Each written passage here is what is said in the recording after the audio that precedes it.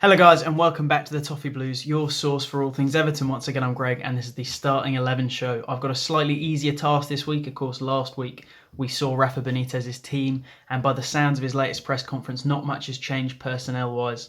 The only thing he alluded to was that Moise Kean might be back from isolation, but players like Gabamin that we might want back in the team, Ben Godfrey, James, it doesn't sound like they're back from isolation, or at least that's not what he gave us, so I'm not going to include them just off of any speculation. That being said, I don't think much will change. There's, of course, the odd area where we might see slight changes from what we saw last week to make us a little bit stronger, but let's go through player by player, position by position, and see how we could enhance last week's lineup. In goal, I don't think it's possible. Of course, we'll stick with Jordan Pickford in goal. Begovic did have a good pre-season, but Pickford will be our starting goalkeeper. At right back, hopefully I won't be doing this all season, but I think it's going to be Seamus Coleman again. Of course, Kenny's not really in the frame. He's our only right back, really, that we're going to be happy to start, especially with Godfrey being in isolation. It means we don't actually have an option out there.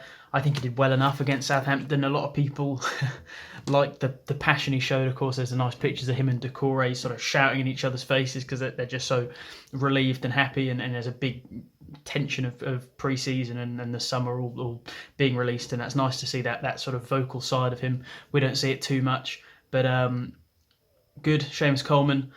Hopefully we might bring someone in before the deadline, but the centre-backs here, I think we might be able to enhance what we had.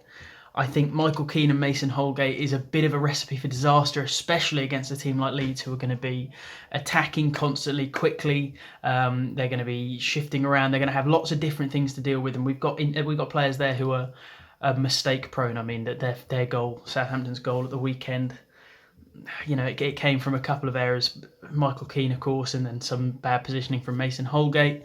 I think that means what we could do is bring Yerry Mina in. My preference would be to bring Ben Godfrey in, but of course he's not fit. I think we might see Mason Holgate and Yerry Mina. Do we think that's a good enough centre-back partnership? Would you have Mina and Keane? I know that's maybe more established. They've played more games together, but I think Mina and Holgate, I think Mina and Keane might be a bit slow. Holgate's not quick, don't get me wrong, but I think maybe they'll be able to deal with, as a duo, more of a range of issues that Leeds will cause us. And Leeds do cause a lot of different issues. That's the thing. We need two centre-backs who have got slightly different skill sets and are going to be able to disrupt in different ways when you play against a team like Leeds. So that's the centre-back partnership I go with. Left, of course, it's going to be Luca Dean. Midfield, of course, with Gabamin not back, that means we can't change much. Doucouré, great to see him getting forward. You hear something in the press conference like Doucouré's role is going to be much more forward. He says it, he reiterates it, and you think, okay, good chat, but is it going to happen? And then we saw a sort of case study of him getting forward, making things happen in a really special moment. Great turn, great hit, and that's what we're hearing in press conferences coming to life in the game. Really good action and reaction to see. I think we'll see him and Alan again. I think it worked well.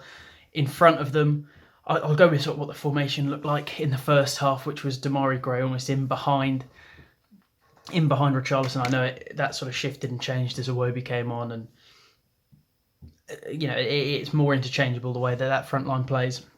Another cause of potential change could be, if Moise Keane's back, does he play in that role? Do we play almost more of a front three that's a lot tighter, more compact, and then Iwobi could come in behind at number 10, or Andros Townsend could be more central? Does he play the Demarai Gray role just off, almost as a second striker? I don't know. It could work.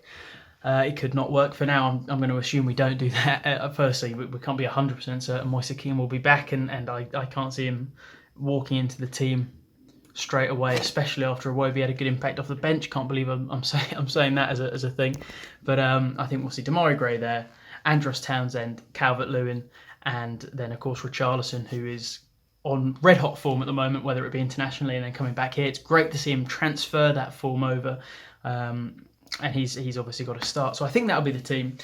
The one change, let me know if you'd make more changes, and let me know what you'd do next week, assuming all of our players were back. So I think we'll see Pickford in goal, back line of Coleman, Holgate, Yerry Mina and Luca Dean, Doucouré and Alan, and then Demarai Gray sort of in front, or second striker, with Andros Townsend, Dominic Calvert-Lewin and Richarlison up front. Let me know what you guys think of that. Is it enough? Will it get the job done? Anyone else you'd bring in? Anyone else you're desperate to see back? Let's hope for another great result, and I will see you next week.